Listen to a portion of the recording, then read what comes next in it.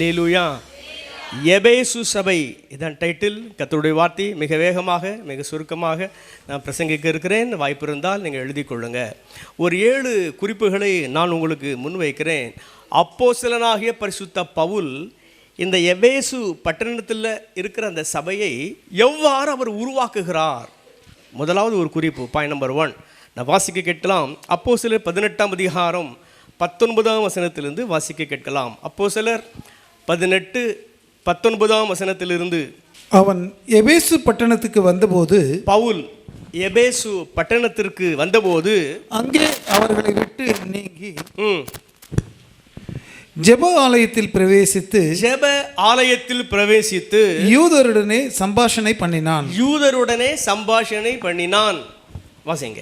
அவன் இன்னும் சில காலம் தங்களுடனே இருக்க வேண்டும் என்று அவர்கள் கேட்டுக்கொண்ட போது, பவுல் இன்னும் சில காலம் தங்களுடனே இருக்க வேண்டும் என்று அவர்கள் கேட்டுக்கொண்ட போது பவுல் சம்மதியாமல் வருகிற பண்டிகையில் எப்படியாயினும் நான் எருசலேமில் இருக்க வேண்டும், தேவனுக்கு சித்தமானால் திரும்பி உங்களிடத்திற்கு வருவேன் என்று சொல்லி அவரிடத்தில் உத்தரவு பெற்றுக்கொண்டு கப்பல் ஏறி எபேசுவை விட்டு புறப்பட்டு செசரியா பட்டணத்துக்கு வந்து எருசலேமுக்கு போய் சபையை சந்தித்து அந்தியோகியாவுக்கு போனான். கவனியுங்கள், பவுல் எபேசு பட்டணத்திற்கு வருகிறார். அங்கு யூதர்கள் ஆண்டவரை ஆராதிக்கக்கூடிய ஒரு ஜெப வீடு இருக்கிறது, ஜெப ஆலயம் இருக்கிறது. யூதர்கள் ஆண்டவரை வழிபடுகிற ஜெப ஆலயம். அங்கு சென்று இயேசு கிறிஸ்துவின் மாண்புகளை அறிவிக்கிறார், கிறிஸ்து இயேசுவின் நற்செய்தி அறிவிக்கிறார். மெஜாரிட்டி பீப்புளுக்கு ரொம்ப பிடித்து விட்டது. இந்த புதிய ஏற்பாட்டு உபதேசம் ரொம்ப அருமையாக இருக்கிறதே. ஆகையால் அந்த மக்களுள் அநேகர் பவுலை பார்த்து சொல்லுகிறார்கள், இன்னமும் சில காலம் எங்களுடனே நீர் இருக்க வேண்டும், இருந்து இந்த கிறிஸ்து இயேசுவின் நற்செய்தியின் ஆழங்களை இன்னும் எங்களுக்கு விவரித்து காண்பிக்க வேண்டும் என்று கூறுகிறார்கள். ஆனால் பவுல் சம்மதிக்கவில்லை. இல்லை, இப்பொழுது நான் எருசலேமுக்கு செல்ல வேண்டும், தேவனுக்கு சித்தமானால் மறுபடியும் நான் வருவேன், இதே எபேசு பட்டணத்துக்கு வருவேன், உங்களிடத்தில் வந்து கர்த்தருடைய வார்த்தையை நான் அறிவிப்பேன் என்று சொல்லி எருசலேமுக்கு போய்விட்டான். அப்போ நான் அந்த ஃபஸ்ட்டு பாயிண்ட் என்ன சொல்கிறேன்னா, பவுல் எபேசு பட்டணத்திற்கு வருகிறார். யூதர்கள் இருக்கக்கூடிய ஜெபாலயத்திற்கு சென்று கிறிஸ்து இயேசுவின் மகிமையான புதிய ஏற்பாட்டு உபதேசத்தை அறிவிக்கிறார். ஓரளவு அவருக்கு சக்சஸ். அநேக மக்கள் ஆண்டவரை அறிந்து கொள்ளுகிறார்கள். நியாயப்பிரமாணம் தான் அவர்களுக்கு தெரியும், யூதர்களின் ஜெபாலயம். இப்போ கிறிஸ்து இயேசுவை பற்றிய சில செய்திகள் அவர்களுக்கு தெரிந்து விட்டது. ஆனால் அவர் கூறுகிறார், இனிமேலும் உங்களிடத்தில் நான் இருக்க வாய்ப்பு இல்லை, எருசலேமுக்கு போக வேண்டியது இருக்கிறது, தேவனுக்கு சுத்தமானால் மறுபடியும் வருவேன். செகண்ட் பாயிண்ட் இப்போ பாருங்கள், அப்படி 24ஆம் வசனத்திலிருந்து வாசிக்கலாமா? அப்போஸ்தலர் 18:24ஆம் வசனத்திலிருந்து. அப்பொழுது அலெக்சாந்திரியா பட்டணத்தில் பிறந்தவனும் சாதுரியவானும் வேதாகமங்களில் வல்லவனுமான அப்போலோ என்னும் பெயர் கொண்ட ஒரு யூதன் எபேசு பட்டணத்துக்கு வந்தான். அவன் கர்த்தருடைய மார்க்கத்திலே உபதேசிக்கப்பட்டு, நல்ல கவனிங்க, இந்த அப்பல்லோ கர்த்தருடைய மார்க்கத்திலே உபதேசிக்கப்பட்டு யோவான் கொடுத்த ஸ்நானத்தை மாத்திரம் அறிந்தவனாய். நல்ல கவனிங்க, இந்த அப்பல்லோ யோவான் ஸ்நானன் கொடுத்த ஸ்நானத்தை மட்டும் அறிந்திருக்கிறவன், ஆவியில் அனலுள்ளவனாய் கர்த்தருக்கு அடுத்தவைகளை, ஆனால் ஆவியில் அனலுள்ளவனாய் கர்த்தருக்கு அடுத்தவைகளில் திட்டமாய் போதகம் பண்ணி கொண்டு வந்தான். நல்ல கவனிங்க, இப்போ என்ன நடக்கிறதுன்னா, அப்பல்லோ என்கிற தேவனுடைய மனுஷன் அவன் இதே எபேசு பட்டணத்திற்கு வருகிறான். அவன் எப்படிப்பட்டவன்? வேதாகமங்களில் வல்லவன். அவன் எப்படிப்பட்டவன்? சாதுரியமாய் மிக நேர்த்தியாக வேதாகம வசனங்களை எடுத்து உரைக்கக்கூடியவன், எடுத்து இயம்பக்கூடியவன். அவன் இந்த எபேசு பட்டணத்திற்கு வருகிறான்.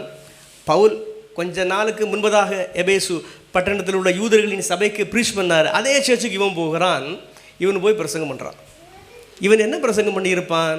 இவனுக்கு இயேசுவை பற்றி தெரியாது. அப்பல்லோவுக்கு பழைய ஏற்பாட்டின் சரத்துக்கள் தெரியும், நியாயப்பிரமாணங்கள் தெரியும், தீர்க்க தரிசன ஆகமங்களில் உள்ள சரத்துக்கள் தெரியும், யோவான் ஸ்நானன் வந்த அந்த காரியமும் தெரியும், அவன் கொடுத்த அந்த ஞானஸ்நானமும் தெரியும். ஆனால் இயேசுவை பற்றிய செய்திகள் அவனுக்கு தெரியவில்லை. அவரின் ரட்சிப்பின் திட்டங்கள் இந்த அப்பல்லோவுக்கு தெரியாது. அவரின் சிலுவை பாடுகள் இவனுக்கு தெரியாது. இயேசுவின் மரித்தோரின் உயிர்த்தெழுதல் இந்த அப்பல்லோவுக்கு தெரியாது. இந்த இயேசு பரலோக ராஜ்யத்துக்கு எழுந்தருளி சென்றது, மறுபடியும் அவர் திரும்பி வரப்போகிறது, இவைகளெல்லாம் இந்த அப்பல்லோவுக்கு தெரியாது. பழைய ஏற்பாட்டு உபதேசத்திலே அவன் வல்லவன். அவன் இப்போ அதே எபேசு சபைக்கு வந்து ப்ரீச் பண்ணுறான். நியாயப்பிரமாணத்தை பற்றி ப்ரீச் பண்ணுறான். தீர்க்க தரிசன ஆகமங்களில் உள்ளவைகளை பற்றி ப்ரீச் பண்ணுறான். அதற்கு முன்னர் பவுல் கிறிஸ்து இயேசுவை பற்றி ப்ரீச் பண்ணியிருக்கிறாரு. இப்போ இவன் கிறிஸ்து இயேசுவை பற்றி அல்ல, பழைய ஏற்பாட்டு உபதேசத்தை பற்றி அதே சர்ச்சில் போய் இவன் ப்ரீச் பண்ணுறான். தேர்ட் பாயிண்ட்டு பாருங்கள், 19ஆம் அதிகாரத்துக்கு வருவோம். 1ஆம் வசனத்திலிருந்து வாசிக்க கேட்கலாமா? அப்போஸ்தலர் 19ஆம் அதிகாரம் 1ஆம் வசனத்திலிருந்து. அப்பல்லோ என்பவன் கொரிந்து பட்டணத்தில் இருக்கையில். இப்போ பாருங்க, இந்த அப்பல்லோ அவன் ஒரு ஷார்ட் பீரியட் எபேசு பட்டணத்தில் ஊழியம் செய்து விட்டு இப்போ அவன் கொரிந்து பட்டணத்திற்கு போயாச்சு அப்பல்லோ. இப்போ என்ன நடக்கு வாசிக்கலாம். பவுல் மேடான தேசங்கள் வழியாய் போய் எபேசுவுக்கு வந்தான். இவன் பாரு, ஏற்கனவே பவுல் சொல்லி சென்றாரே, எபேசியரே, இன்னும் சில காலம் எங்களிடத்தில் நீர் இருக்க வேண்டும், தேவனுடைய வார்த்தையை, கிறிஸ்து இயேசுவின் வார்த்தை எங்களுக்கு அறிவிக்க வேண்டும் என்று நீங்கள் சொன்னீர்களே. இப்போ நான் எருசலேமுக்கு போய் தேவனுக்கு சித்தமான அந்த டைம் வந்துட்டு மறுபடியும் வந்திருக்கிறேன். இப்போ மறுபடியும் அதே எபேசு சர்ச்சுக்கு, எபேசு பட்டணத்திற்கு பவுல் வந்து விட்டார். வாசிக்கலாம் தொடர்ந்து. அங்கே சில சீஷரை கண்டு, நீங்கள் விசுவாசிகளான போது பரிசுத்த ஆவியை பெற்றீர்களா என்று கேட்டான். அதற்கு அவர்கள், பரிசுத்த ஆவி உண்டு என்பதை நாங்கள் கேள்விப்படவே இல்லை என்றார்கள். அப்பொழுது அவன், அப்படியானால் நீங்கள் எந்த ஞானஸ்நானம் பெற்றீர்கள் என்றான். அதற்கு அவர்கள், யோவான் கெடுத்த ஞானஸ்நானம் பெற்றோம் என்றார்கள். அப்பொழுது பவுல், யோவான் தனக்கு பின் வருகிறவராகிய கிறிஸ்து இயேசுவில் விசுவாசிகளாய் இருக்க வேண்டும் என்று ஜனங்களுக்கு சொல்லி மனம் திரும்புதலுக்கு ஏற்ற ஞானஸ்நானத்தை கொடுத்தானே என்றான். அதை கேட்டபோது அவர்கள் கர்த்தராகிய இயேசு நாமத்தினாலே ஞானஸ்நானம் பெற்றார்கள். அல்லாமலும் பவுல் அவர்கள் மேல் கைகளை வைத்த போது பரிசுத்த ஆவி அவர்கள் மேல் வந்தார். அப்பொழுது அவர்கள் அந்நிய பாஷைகளை பேசி தீர்க்க தரிசனம் சொன்னார்கள். அந்த மனுஷர் எல்லோரும் ஏறக்குறைய 12 பேராய் இருந்தார்கள். ஓகே, இவ தேர்ட் பாயிண்ட்டை பாருங்க. 2ஆம் விசை பவுல் எபேசு பட்டணத்திற்கு வந்திருக்கிறார். இப்போ அந்த சபைக்கு போய் விசிட் பண்ணுறாரு. சில சீஷர்களை பவுல் பார்வையிடுகிறார். ஆண்டவருக்குள் வந்திருந்த சில விசுவாசிகள், சில சீஷர்கள், சில கிறிஸ்தவர்களை இந்த பவுல் பார்த்து கேள்வி கேட்கிறார். பரிசுத்த ஆவியினால் நீங்கள் நிரப்பப்பட்டிருக்கிறீர்களா? அவர்கள் சொல்லுகிறார்கள், பரிசுத்த ஆவியானவரா? அவரை பற்றி எங்களுக்கு தெரியாதே. நீங்கள் எந்த நாமத்தினாலே ஞானஸ்நானம் பெற்றீர்கள்? எப்படிப்பட்ட ஞானஸ்நானத்தை நீங்கள் பெற்றீர்கள்? அவர்கள் கூறுகிறார், யோவான் ஸ்நானன் ஞானஸ்நானம் கொடுத்தானே, அதை நாங்கள் பெற்றிருக்கிறோம். இப்பொழுது பவுலுக்கு புரிந்து விட்டது. ஓஹோ, அப்பல்லோ வந்திருக்கிறான். நான் இயேசுவின் மார்க்கத்தை இவர்களுக்கு அறிவித்தேன். நான் எருசலேமுக்கு போய்விட்டேன். அதனைத் தொடர்ந்து அப்பல்லோ வந்திருக்கிறான். அந்த இயேசுவின் மார்க்கத்தை விட்டு பழைய ஏற்பாட்டு உபதேசத்தை, நியாயப்பிரமாணத்தை அறிவித்திருக்கிறான். யோவான் ஸ்நானம் கொடுத்த அந்த ஞான ஸ்நானத்தை இவர்களுக்கு கொடுத்திருக்கிறான். அவனுக்கு, அதாவது அப்பல்லோவுக்கு கிறிஸ்து இயேசுவை பற்றி தெரியாது, பரிசுத்த ஆவியானவரை பற்றியும் தெரியாது. ஆகையால் மறுபடியும் இந்த மக்களை நாம் ஷேப் பண்ணுவோம், நாம் வரைவோம் என்று சொல்லி கிறிஸ்துவின் மார்க்கத்தை குறித்து திட்டமாய் பவுல் அந்த எபேசு பட்டணத்தில் உள்ள மக்களுக்கு போதிக்கிறார். இயேசு கிறிஸ்துவின் நாமத்தினாலே ஞானஸ்நானம் கொடுக்கிறார். அதனைத் தொடர்ந்து பரிசுத்த ஆவியானவரை பற்றி டீச் பண்ணுகிறார். பவுல் அவர்களுக்காக ஜெபம் பண்ணி அவர்களின் சுரசில ஜெபத்தோடு கரத்தை வைக்கிறார். அனைவர் மீதும் பரிசுத்த ஆவியானவர் கடந்து வருகிறார். ஏற்குரிய 12 பேர் என்று வேதம் கூறுகிறது. அவர்கள் அந்நிய பாஷையை பேசுகிறார்கள், தீர்க்க தரிசனம் உரைக்கிறார்கள். அல்லேலூயா. 4th பாயிண்ட் பாருங்க. அதே 19ஆம் அதிகாரம் 8ஆம் வசனத்தை வாசிக்கலாமா? 8ஆம் வசனம். பின்பு பவுல் ஜெப ஆலயத்தில் பிரவேசித்து தைரியமாய் பிரசங்கித்து 3 மாதம் அளவும் தேவனுடைய ராஜ்யத்துக்கு அடுத்தவைகளை குறித்து சம்பாஷணை பண்ணி புத்தி சொல்லிக் கொண்டு வந்தான். 4th பாயிண்ட பாருங்க. ஏற்கனவே ஃபர்ஸ்ட் டைம் சில காலம் தான் தங்கியிருந்தான், போயிட்டான். அதுக்குள்ளேயும் என்னாச்சு? அப்பல்லோவின் உபதேசம் உள்ளே வந்து விட்டது. இப்போ செகண்ட் டைம் வந்திருக்கிறார் பவுல். இப்போ கிறிஸ்துவின் மார்க்கத்தை அறிவித்து பரிசுத்த ஆவியானவரின் அபிஷேகத்துக்குள் அவர்களை வழிநடத்தி அவங்க அந்நிய பாஷையை பேசி தீர்க்க தரிசனம் உரைக்கிறார்கள். இந்த அளவுக்கு கொஞ்சம் வளர்ச்சி வந்துட்டு இப்போ என்ன பண்ணுகிறார் பவுல்? நான் 4th பாயிண்ட் என்ன சொல்கிறேன்னா, அந்த எபேசு பட்டணத்திலேயே தங்கிவிட்டார். எவ்வளோ காலம்? 3 மாத காலம். 3 மாத காலம் அந்த சபையிலே அவர் தங்கி தைரியமாய் கிறிஸ்து இயேசுவின் நற்செய்தியை தொடர்ந்து அந்த சபை மக்களுக்கு அறிவித்து கொண்டே இருக்கிறார். சரிதானா? இப்போ 5th பாயிண்ட் பாருங்கள். இப்போ நான் 9ஆம் வசனத்திலிருந்து சில வசனங்களை வாசிக்க கேட்கலாம். சிலர் கடினப்பட்டு அவிசுவாசிகளாகி கூட்டத்திற்கு முன்பாக இந்த மார்க்கத்தை நிந்தித்த போது அவன் அவர்களை விட்டு விலகி சீஷரை அவர்களிலிருந்து பிரித்து கொண்டு திறன் என்னும் ஒருவனுடைய வித்தியாசாலையிலே அனுதினமும் சம்பாஷித்துக் கொண்டு வந்தான். 2 வருஷம் இப்படி நடந்ததினாலே ஆசியாவில் தொடர்ந்து நீங்கள் கீழே உள்ள வசனங்கள் வாசி பாருங்க. இப்போ 5th பாயிண்ட் நான் என்ன சொல்கிறேன்னா, இப்போ என்ன நடக்கு பாருங்க. அந்த எபேசு சபையில் அநேக கிறிஸ்து இயேசுக்குள் வந்துட்டாங்க. என்ன நடக்கு? சிலருக்கு அது பிடிக்கவில்லை, ஒரு பிரச்சனையை கிரியேட் பண்ணுறாங்க. இப்போ என்ன நடக்கிறது? பவுல் இனிமேல் இந்த சபையில் ஊழியம் செய்ய முடியாது. 3 மாதங்கள் தங்கி ஊழியம் செஞ்சாச்சு. அநேகர் சிஷ்யர்களாக மாறிட்டாங்க, அநேகர் விசுவாசிகளாக மாறிட்டாங்க. ஆகையால் இனிமேல் இந்த சர்ச்சில் இருந்து ஊழியம் செய்ய வாய்ப்பு இல்லை. அநேக பிரச்சனைகள் வந்து கொண்டே இருக்கிறது. சிலர் பவுலுக்கு விரோதமான காரியங்களை பேசிக் கொண்டிருக்கிறார்கள், செயல்படுகிறார்கள். ஆகையால் விசுவாசிகளை அந்த சபையிலிருந்து பிரித்து திறன்னு என்பவருடைய வித்தியாசாலையில் வைத்து சபையை நடத்துகிறார். இந்த இடத்துல 2 வருஷம் நடத்துகிறார். அங்கே ஒரு வார்த்தை பயன்படுத்தப்பட்டிருக்குது, அனுதினமும். 2 வருஷமும் டெய்லி தேவனுடைய வார்த்தையை ஒரு ப்ரீச் பண்ணி கொண்டே இருக்கிறார். அந்த எபேசு பட்டணத்திலே ஊழியம் செய்து கொண்டே இருக்கிறார். ஆசியாவிலே அநேக பட்டணம் இருக்கிறது, அதில் ஒரு பட்டணம் தான் எபேசு. சரிதானா? 2 வருஷம் இந்த எபேசு அதை சுற்றி இருக்கிற ஆசிய பகுதிகளிலே பவுல் ஊழியம் செய்கிறார். அப்படி தொடர்ந்து கீழே உள்ள வசனங்களை நீங்கள் பாருங்கள். இந்த எபேசு பட்டணத்தில் ஆண்டவர் பவுலை எவ்வாறு பயன்படுத்துகிறார்? பவுலின் கைகளினாலே தேவன் விசேஷித்த அற்புதங்களை செய்தருளினார். அவன் கரம் வைக்கிறான், வியாதிகள் குணமாகிறது. இயேசு கிறிஸ்துவின் நாமத்தினாலே பிசாசுகளை கடிந்து கொள்கிறான், பிசாசுகள் ஓடுகிறது. அதையும் தாண்டி அவனுடைய ஆடைகள், அவனுடைய உருமால்கள், அவனுடைய பெல்ட், இவைகளையெல்லாம் வியாதிக்காரர்கள் மீது போட்ட பொழுது வியாதிகள் சுகமாகிறது. பிசாசு பிடித்தவர்கள் மீது இவனுடைய ஆடைகளையும் கச்சைகளையும் போட்ட பொழுது பிசாசுகள் எல்லாம் ஓடுகிறது. குறிப்பாக ஒரு ஹை பிரிஸ்ட், ஒரு பிரதான ஆசாரியன் இருந்தான். அவன் பெயர் ஸ்கேவா. அவனுடைய குமாரர் 7 பேர். அவங்க யோசிக்கிறாங்க, எங்கேயோ இருந்து வந்த இந்த பவுல் எபேசு சபையில் ஒரு ஹீரோவை போல செயல்படுகிறாரே. இயேசு என்கிற பெயரை சொல்லுகிறார், பிசாசுகள் எல்லாம் ஓடுகிறது. ஏன் எங்களால் செய்ய முடியாதா? நாங்கள் 7 பேர் யார்? கர்த்தருடைய ஊழியர், பிரதான ஆசாரியர், அவதான் எங்கள் ஃபாதர், நாங்களும் அப்படி செய்வோம் என்று சொல்லி ஒரு பிசாசு பிடித்த மனிதன் மீது கரம் வைத்து பவுல் பிரசங்கிக்கிற இயேசுவின் நாமத்தில் இவர்களை விட்டு போ என்று சொன்னான். நடந்தது என்ன அனைவருக்கும் தெரியும். இந்த பிசாசு பிடித்த மனுஷன் இந்த 7 பேரையும் மேற்கொள்ளுகிறான். இந்த 7 பேரையும் பலாத்காரமாய் அவங்களோட ஆடைகளை எல்லாம் உரிந்து அவர்களை காயப்படுத்தி நிர்வாணப்படுத்தி வீட்டை விட்டு ஓடும்படிக்கு செய்து விட்டான்.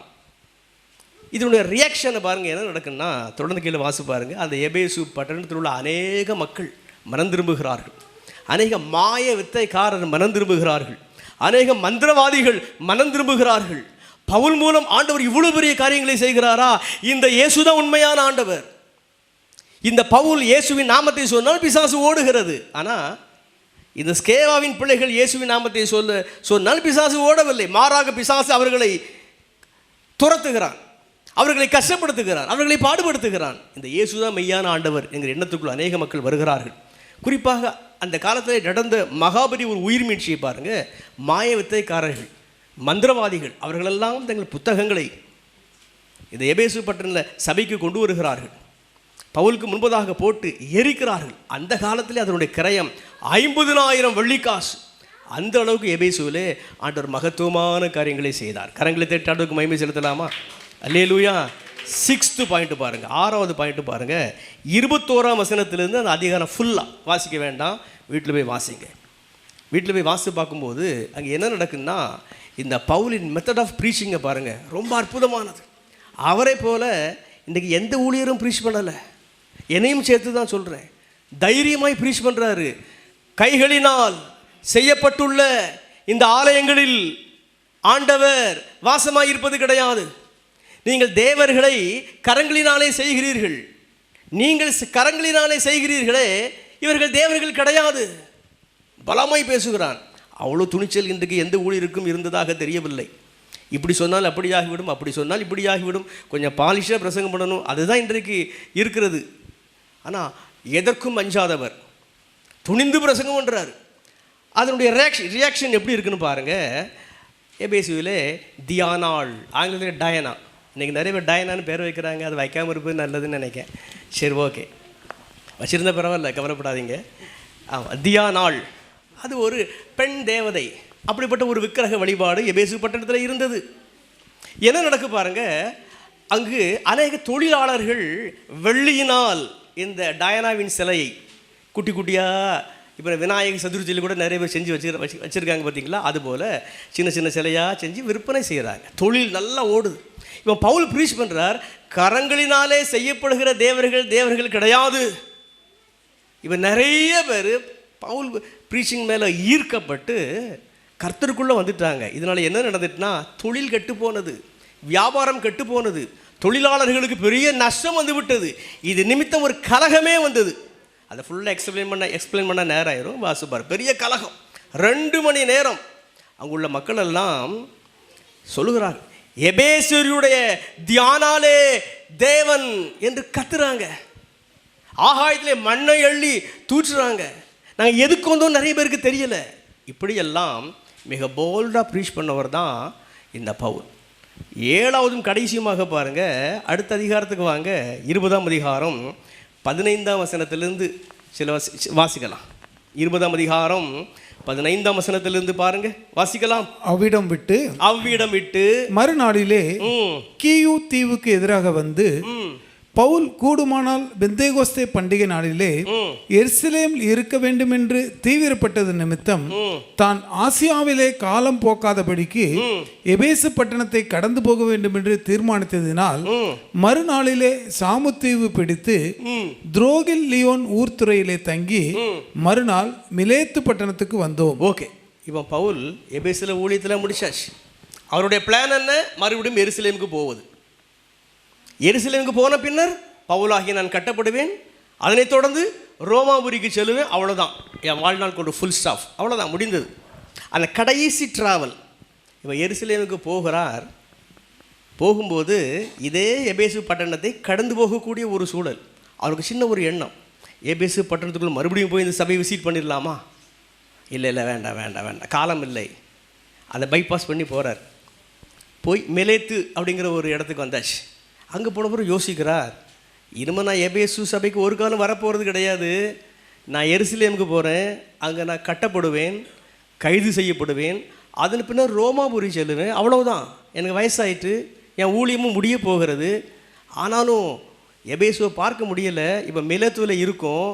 சரி, இந்த எபேசு மக்களோடு பேசுவோமேங்கிற ஒரு எண்ணம். ஆகையினால் தொடர்ந்து வாசிங்க. மிலேத்துவிலிருந்து அவன் எபேசுவுக்கு ஆள் அனுப்பி சபையின் மூப்பரை வரவழைத்தான். இவன் பாருங்க, உள்ள போக முடியாது, டைம் இல்லை. ஆகையினால் மிலேத்துவுக்கு பக்கத்தில் தான் இருக்குது எபேசு பட்டணம். அங்கே ஆள் அனுப்பி எல்லா எல்டர்ஸும் வாங்க, உங்கள்கிட்ட நான் பேசணும். கஷ்டப்பட்டு இந்த பவுல் உருவாக்கி இருக்கிறாரு. அந்த எபேசு சபையில் உள்ள மூப்பர்கள் எல்லாம் இப்போ தன்னிடத்திற்கு வரவழைச்சாச்சு. என்ன பேசுகிறாரு பாருங்க, வாசிக்கலாம். அவர்கள் தன்னிடத்தில் வந்து சேர்ந்த பொழுது அவன் அவர்களை நோக்கி, நான் ஆசியா நாட்டில் வந்த முதல் நாள் தொடங்கி எல்லா காலங்களிலும் உங்களுடனே இன்ன விதமாய் இருந்தேன் என்பதை நீங்கள் அறிந்திருக்கிறீர்கள். வெகு மனத்தாழ்மையோடும் மிகுந்த கண்ணீரோடும் யூதருடைய தீமையான யோசனையால் எனக்கு நேரிட்ட சோதனைகளோடும் நான் கர்த்தரை சேவித்தேன். புரோஜனமானவைகளில் ஒன்றையும் நான் உங்களுக்கு மறைத்து வைக்காமல் வெளியரங்கமாக வீடுகள் தோறும் உங்களுக்கு பிரசங்கித்து உபதேசம் பண்ணி. பவுல் சொல்றார், எபேசு சபையாராகிய மூப்பர்களே, பிரயோஜனமானவைகளில் ஒன்றையும் நான் மறைத்து வைக்காமல் இந்த வேதாகமத்தில் உள்ள அனைத்து சரத்துக்களையும் நான் உங்களுக்கு ப்ரீச் பண்ணிட்டேன். சபையில் மட்டுமல்ல, வீடுகள் தோறும் வந்து நான் பிரசங்கம் பண்ணிட்டேன். தொடர்ந்து என்ன சொல்றார்? தேவனிடத்திற்கு மனம் திரும்புவதை குறித்தும் நம்முடைய கர்த்தராகிய இயேசு கிறிஸ்துவை விசுவாசிப்பதை குறித்தும் நான் யூதருக்கும் கிரேக்கருக்கும் சாட்சியாக அறிவித்தேன். தொடர்ந்து சொல்றார், ஆண்டவரை விசுவாசிக்கிற அந்த விசுவாச வாழ்வு பற்றிய செய்திகளையும் மனம் திரும்புகிற செய்திகளையும் இரு தரத்தாருக்கும் நான் ப்ரீச் பண்ணேன். எபேசு சபையாரே, உங்கள் சபையில் 2 ஜாதி மக்கள் இருக்கிறாங்க. ஒன்று யூதர்கள், இன்னொன்று கிரேக்கர்களாகிய புறஜாதியார். ரெண்டு பேருக்கும் ஆண்டவரை விசுவாசிக்கிற விசுவாச வாழ்வை பற்றி நான் ப்ரீச் பண்ணிட்டேன், மனம் திரும்புதலை பற்றி நான் ப்ரீச் பண்ணிட்டேன். தொடர்ந்து என்ன சொல்றார்? இப்பொழுதும் நான் ஆவியிலே கட்டுண்டவனாய் எருசலேமுக்கு போகிறேன். அங்கே எனக்கு நேரிடும் காரியங்களை நான் அறியேன். கட்டுகளும் உபத்திரவங்களும் எனக்கு வைத்திருக்கிறது என்று பரிசுத்த ஆவியானவர் பட்டணந்தோறும் தெரிவிக்கிறதை மாத்திரம் அறிந்திருக்கிறேன். ஆகிலும் அவைகளில் ஒன்றையும் குறித்து கவலைப்படேன். என் பிராணனையும் நான் அருமையாக எண்ணேன். என் ஓட்டத்தை சந்தோஷத்தோடு முடிக்கவும் தேவனுடைய கிருபையின் சுவிசேஷத்தை பிரசங்கம் பண்ணும்படிக்கு நான் கர்த்தராக இயேசுவினிடத்தில் பெற்ற ஊழியத்தை நிறைவேற்றவுமே விரும்புகிறேன். தொடர்ந்து சொல்றாரு பவுல், இப்போ நான் எருசலேமுக்கு போகிறேன். அங்கே என்ன நடக்கும் எனக்கு தெரியாது. ஆனால் ஒன்று தெரியும், பரிசுத்த ஆவியானவர் ஆல்ரெடி என்னை சொல்லிக்கிட்டே இருக்காரு, அங்கே உனக்கு கட்டுகள் இருக்கிறது. நான் அதுக்கு ஒன்றும் பயப்படலை. என் பிராணனை ஆண்டவருக்காக கொடுக்க நான் தயாராக இருக்கேன். தொடர்ந்து வாசிங்க. இதோ நான் உங்களுக்குள்ளே சஞ்சரித்து தேவனுடைய ராஜ்யத்தை குறித்து பிரசங்கம் பண்ணினதை கேட்டவர்களாகிய நீங்கள் எல்லோரும் இனி என் முகத்தை பார்க்க மாட்டீர்கள் என்று அறிந்திருக்கிறேன். தேவனுடைய ஆலோசனையில் ஒன்றையும் நான் மறைத்து வைக்காமல் எல்லாவற்றையும் உங்களுக்கு அறிவித்தபடியினாலே எல்லாருடைய இரத்தப்பழிக்கும் நீங்கி நான் சுத்தமாய் இருக்கிறேன் என்பதற்கு உங்களை இன்றைய தினம் சாட்சிகளாக வைக்கிறேன். தொடர்ந்து சொல்லுகிறார் பவுல், மூப்பர்களே நன்கு கவனிங்க, தேவனுடைய ஆலோசனைகளில் எதையுமே நான் மறைத்து வைக்கல, அனைத்தையும் உங்களுக்கு நான் பிரசங்கம் பண்ணிட்டேன். சிலர் ஆண்டவர் அழுகிற சுகத்தை மட்டும் பிரசங்கம் பண்ணுவாங்க, சிலர் பிசாசிலிருந்து விடுதலை ஆகிற அந்த காரியத்தை மட்டும் பிரசங்கம் பண்ணுவாங்க, சிலர் செழிப்பை மட்டும் பிரசங்கம் பண்ணுவாங்க, சிலர் விசுவாசத்தை மட்டும் பிரசங்கம் பண்ணுவாங்க. அப்படி இல்லை, தேவ ஆலோசனைகளில் எதையும் மறைத்து வைக்காமல் எல்லாத்தையும் உங்களுக்கு நான் ப்ரீச் பண்ணிட்டேன். அதனால் உங்கள் ரத்தப்பள்ளி என் மேலே கிடையாது. நீங்கள் இப்போ என்னை பார்க்குறீங்களா, இனிமேல் என் முகத்தை நீங்கள் பார்க்க மாட்டீங்க. இதுதான் கடைசி. ஏன்னா நான் எருசலேமுக்கு போயிடுவேன், அப்புறம் ரோமாபுரி, அவ்வளவுதான். தொடர்ந்து என்ன சொல்றாரு பாருங்க. ஆகையால் உங்களை குறித்தும் தேவன் தம்முடைய சுய இரத்தத்தினாலே சம்பாதித்து கொண்ட தமது சபையை மேய்ப்பதற்கு பரிசுத்த ஆவி உங்களை கண்காணிகளாக வைத்த மந்தை முழுவதையும் குறித்தும் எச்சரிக்கைகளாய் இருங்கள் சொல்றார். இனிமே உங்க சேர்ச்சுக்கு வர முடியாது, உங்க சபையை குறித்து நீங்க எச்சரிக்கையா இருக்கணும். ஏன் தெரியுமா? தொடர்ந்து வாசிங்க. நான் போன பின்பு மந்தையை தப்ப விடாத கொடிதான ஓநாய்கள் உங்களுக்குள்ளே வரும். பவுலாகிய நான் ஜெயிலுக்கு போயிடுவேன், திரும்ப ரோமாபுரி போயிடுவேன், அப்புறம் நான் மரித்து போயிடுவேன். அதுக்கு பிறகு சபையை கெடுக்கக்கூடிய மந்தையை தப்ப விடாத ஓநாய்கள் போன்ற கள்ள ஊழியர்கள் உங்கள் சபைக்குள்ளே வருவாங்க. உங்களில் சிலர் எழும்பி சீஷர்களை தங்களிடத்தில் இழுத்து கொள்ளும்படி மாறுபாடானவைகளை போதிப்பார்கள் என்று அறிந்திருக்கிறேன். உங்களில் சிலரே மாறுபாடான உபதேசத்தை உங்க சர்ச்சுக்கு கொண்டு வருவாங்க. ஆனபடியால் நான் 3 வருஷ காலமாய் இரவும் பகலும் கண்ணீரோடு இடைவிடாமல் அவனவனுக்கு புத்தி சொல்லி கொண்டு வந்ததை நினைத்து விழித்திருங்கள் சொல்றார். 3 வருஷம் உங்களுக்கு நான் ஊழியம் செஞ்சேன். ஃபர்ஸ்ட் பாயிண்ட்ல நான் சொன்னேன் ஒரு ஷார்ட் பீரியட், அப்புறம் ஒரு பாயிண்ட்ல நான் சொன்னேன் 3 மாதம், அப்புறம் அடுத்த ஒரு பாயிண்ட்ல நான் சொன்னேன் 2 வருஷம். இப்போ டோட்டலாக கவுண்ட் பண்ணி பவுல் சொல்கிறாரு, மொத்தத்தில் 3 வருஷம் உங்களுக்கு நான் ஊழியம் செஞ்சேன். எப்படி ஊழியம் செஞ்சேன்? கண்ணீரோடு ஊழியம் செஞ்சேன். என் கண்களில் நீர் தாரைகள் வடிந்தது, அப்படியே உங்களுக்கு நான் புத்தி சொன்னேன். அதனால் என் ப்ரீச்சிங்கை நீங்கள் நினச்சிக்கோங்க. உங்களில் சிலர் எழும்பி மாறுபாடானதை ப்ரீச் பண்ண போகிறாங்க, கள்ள ஊழியர்கள் வர போகிறாங்க, அதுக்கு அடிக்ட் ஆகிடாதீங்க. நான் கண்ணீரோடு 3 வருஷம் இருந்து உங்களை உருவாக்கி ஆண்டோடைய வார்த்தையை சொன்னேன்னு அதை நீங்கள் நினச்சிக்கோங்க. தொடர்ந்து வாசிங்க. இப்பொழுதும் சகோதரரே, நீங்கள் பக்தி விருத்தி அடையவும் பரிசுத்தமாக்கப்பட்ட அனைவருக்குள்ளும் உங்களுக்குள்ள சுதந்திரத்தை கொடுக்கவும் வல்லவராயிருக்கிற தேவனுக்கும் அவருடைய கிருபையுள்ள வசனத்துக்கும் உங்களை ஒப்பு கொடுக்கிறேன். ஒருவனுடைய வெள்ளியை ஆகிலும் பொன்னை ஆகிலும் வஸ்திரத்தை ஆகிலும் நான் இச்சிக்கவில்லை. நான் உங்கள்கிட்ட இருந்து ஊழியம் செஞ்ச இந்த 3 வருஷத்துல உங்கள் பொண்ணையோ உங்கள் பொருளையோ உங்கள் பணத்தையோ நான் பறித்து கொள்ளணும் என்று நயவஞ்சகமாக அப்படிலாம் நான் ட்ரை பண்ணலை. நானே வேலை செஞ்சேன், நானே ஊழியம் செஞ்சேன். நீங்கள் அறிந்திருக்கிறபடி எனக்கும் என்னுடனே கூடி இருந்தவர்களுக்கும் வேண்டியவர்களுக்காகவே இந்த கைகளே வேலை செய்தது. இப்படி பிரயாசப்பட்டு பலவீனரை தாங்கவும். ஓகே, தொடர்ந்து சில வசனங்களை வீட்டில் போய் வாசிங்க. இப்படி சொல்லி முடித்து விட்டு பவுல் கப்பல் ஏறி எருசலேமுக்கு கிளம்ப ட்ரை பண்ணும்போது அந்த கடற்கரையிலே முழங்கால் படிக்கிட்டு அந்த மூப்பர்களோடு ஜெபம் பண்ணுகிறார். அப்பொழுது எல்லா மூப்பர்களும் பவுலின் கழுத்தை கட்டி பிடித்து கண்ணீரோடு அழுது அவனை வழி அனுப்புகிறார்கள். ஏன்? இனிமேல் என் முகத்தை நீங்கள் பார்க்க மாட்டீங்கன்னு பவுல் சொல்லிவிட்டாரே, ஒரு அன்பின் பெருக்கோடு, உள்ள பெருக்கோடு வழி அனுப்பி வைக்கிறாங்க, கண்ணீரோடு அழுது.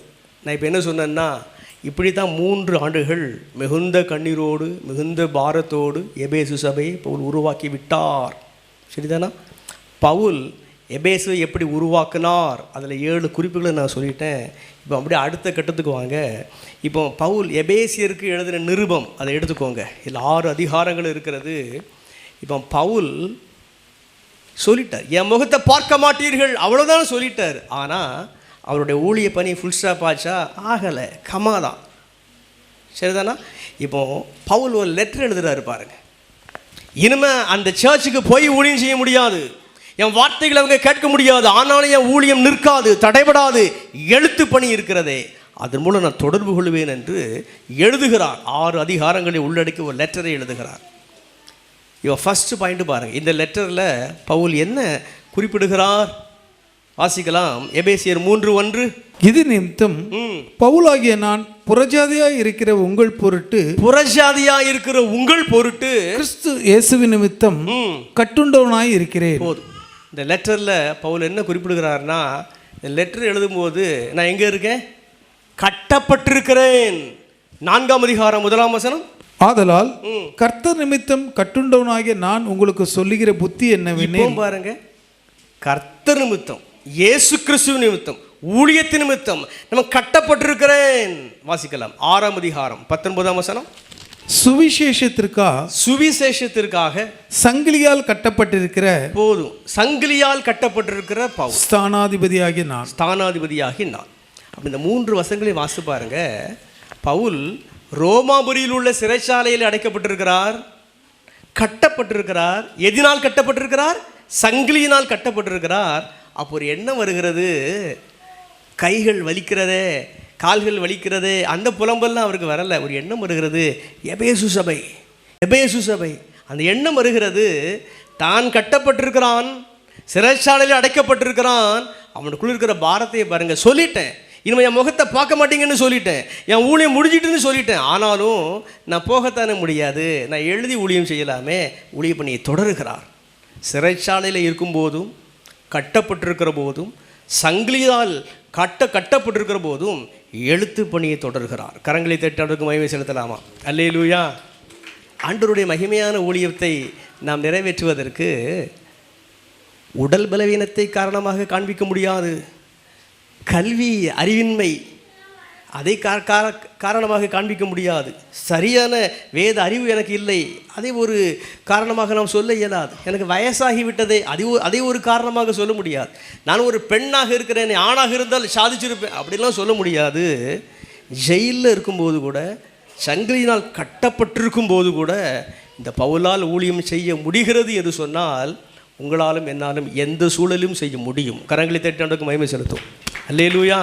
செகண்ட் பாயிண்ட், இந்த லெட்டரில் பவுல் உணர்த்துகிற ஒரு காரியத்தை பாருங்க. எபேசியர் 1ஆம் அதிகாரம் 15ஆம் வசனத்திலிருந்து சில வசனங்கள். எபேசியர் 1:15ஆம் வசனத்திலிருந்து. ஆனபடியினால் கர்த்தராகிய இயேசுவின் மேலுள்ள உங்கள் விசுவாசத்தையும் பரிசுத்தவான்கள் எல்லார் மேலும் உள்ள உங்கள் அன்பை குறித்து நான் கேள்விப்பட்டு இடைவிடாமல் உங்களுக்காக ஸ்தோத்திரம் பண்ணி, வார்த்தை கவனிங்க, இடைவிடாமல் உங்களுக்காக ஸ்தோத்திரம் பண்ணி என் ஜெபங்களில் உங்களை நினைத்து நம்முடைய கர்த்தராகிய இயேசு கிறிஸ்துவின் தேவனும், இதான் முக்கியம், நம்முடைய கர்த்தராகிய இயேசு கிறிஸ்துவின் தேவனும் மகிமையின் பிதாவுமானவர் தம்மை நீங்கள் அறிந்து கொள்வதற்காக ஞானத்தையும் தெளிவையும் அளிக்கிற ஆவியை உங்களுக்கு தந்தருள வேண்டும் என்றும் தொடர்ந்து வீட்டில் போய் வாசிங்க, நேராயிரும். இதனுடைய எண்டு முடிவை பாருங்க. அவர் உங்களுக்கு பிரகாசமான மனக்கண்களை தர வேண்டும், இதற்காக நான் ஜெபம் பண்ணுகிறேன். அப்போது இந்த லெட்டரில் பவுல் என்ன குறிப்பிடுறாருன்னா, என் கரங்கள் சங்கிலியினால் கட்டப்பட்டிருக்கிறது, நான் சிறைச்சாலையில் இருக்கேன், ஆனால் எபேசு சபையே உனக்காக நான் ஜெபம் பண்ணுறேன். எதற்காக ஜெபம் பண்ணுறேன்? நீ கடன் பிரச்சனையில் இருக்க, உனக்கு எப்படியாவது ஆண்டவர் நிறைய பணம் தரணும், அதுக்காக நான் ஜெபம் பண்ணுறேன். அப்படி எழுதினாரா? இல்லை. உனக்கு வாழ்க்கையில் நிறைய பிரச்சனை இருக்குது, அதுக்காக நான் ஜெபம் பண்ணுறேன் அப்படி எழுதினாரா? இல்லை இல்லை இல்லை இல்லை. இயேசுவை நீ சரியான விதத்திலே அறிந்து கொள்ளணும், தேவனை நீ சரியான விதத்திலே அறிந்து கொள்ளணும். அதுக்கு உனக்கு ஞானத்தையும் அறிவையும் புத்தியும் தரக்கூடிய அந்த ஆவியானவரை ஆண்டவர் உனக்கு தரணும். எப்படியாவது ஆண்டவரை அறிகிற அந்த பிரகாசமான மனக்கண்கள், அகக்கண்கள் உனக்கு வேணும். அதுக்காக நான் ஜெபம் பண்ணுறேன். கரங்களை தட்டி ஆண்டவருக்கு மகிமை செலுத்தலாமா? அல்லேலூயா. அதில் இன்னொரு காரியத்தை நம்ம பார்க்கலாம். இந்த பவுலின் ஜெபத்தில் 3ஆம் அதிகாரத்துக்கு வருவோம். 15ஆம் வசனம் 3:15. நம்முடைய கர்த்தராகிய இயேசு கிறிஸ்துவுடைய பிதாவை நோக்கி, நம்முடைய கர்த்தராகிய இயேசு கிறிஸ்துவினுடைய பிதாவை நோக்கி முழங்கால் படியிட்டு, பவுல் முழங்கால் படியிட்டு, நீங்கள் அவருடைய ஆவியினாலே, கவனிங்க, நீங்கள் எபேசு சபையே ஆண்டவருடைய ஆவியினாலே உள்ளான மனுஷனில் வல்லமையாய் பலப்படவும், உள்ளான மனுஷனில் வல்லமையாய் பலப்படவும், விசுவாசத்தினாலே கிறிஸ்து உங்கள் இருதயங்களில் வாசமாய் இருக்கவும், கிறிஸ்து உங்கள் இருதயங்களில் வாசமாய் இருக்கவும் போதும். தொடர்ந்து கீழே வாசி பாருங்க.